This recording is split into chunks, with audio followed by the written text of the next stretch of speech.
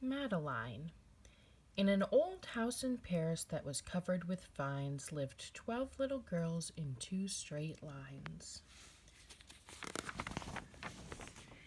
In 2 straight lines they broke their bread and brushed their teeth and went to bed. They smiled at the good and they frowned at the bad, and sometimes they were very sad. They left the house at 9:30 in 2 straight lines, in rain or shine. The smallest one was Madeline. She was not afraid of mice. She loved winter, snow, and ice. To the tiger in the zoo, Madeline just said, "Poo-poo." And nobody knew so well how to frighten Miss Clavel. In the middle of one night, Miss Clavel turned on her light and said, "Something is not right." Little Madeline sat in bed, cried and cried, her eyes were red.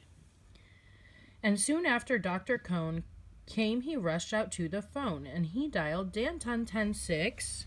"Nurse," he said, "it's an appendix."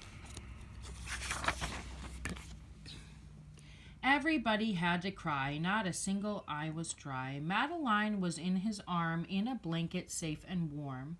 In a car with a red light, they drove out into the night.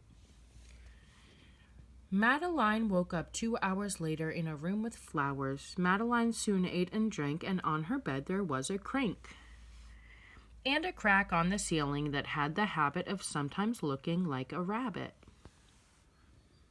Outside were birds, trees, and sky, and so 10 days passed quickly by. One nice morning, Miss Clavel said, "Isn't this a fine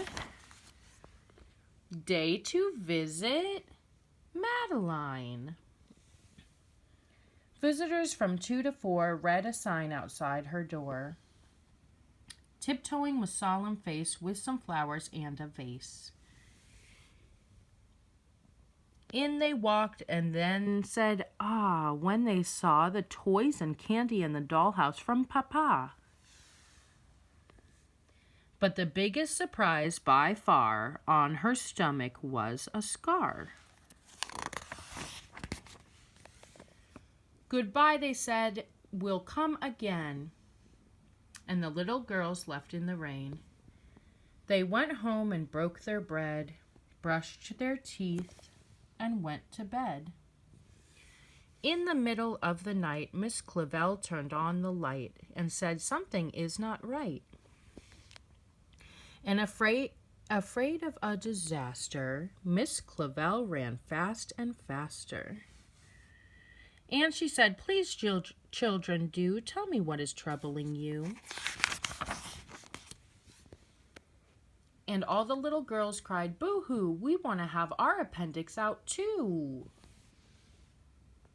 "Good night, little girls. Thank the Lord you are well, and now go to sleep," said Miss Clavel, and she turned out the light and closed the door, and that's all there is. There isn't any more. Good night.